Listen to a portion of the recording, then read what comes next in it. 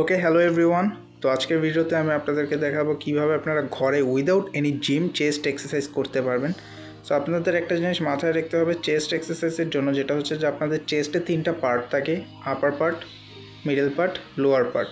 So আমি আপার পার্টের এক্সারসাইজের জন্য আপনাদেরকে ফার্স্ট পুশ আপ দেখাবো, যেটা হচ্ছে নর্মাল পুশ আপ। আপনারা এই পুশ আপটি 10 বার করবেন। 10 বার এই পুশ আপটি আপনাদের করার পর আপনাদের কিছুক্ষণ রেস্ট নিতে হবে।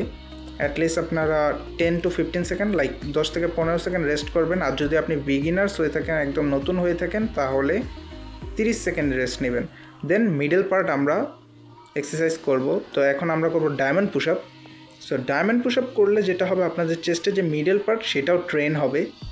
ঠিক এইভাবে আপনারা ডায়মন্ড পুশ আপ অ্যাপ্লাই করবেন। 10 বার আপনারা ডায়মন্ড পুশ আপ করবেন, দেন আবার ওই 10-15 সেকেন্ড রেস্ট করবেন। 10-15 সেকেন্ড রেস্ট করার পর দেন আপনারা আপনাদের থার্ড পার্টকে টার্গেট করবেন।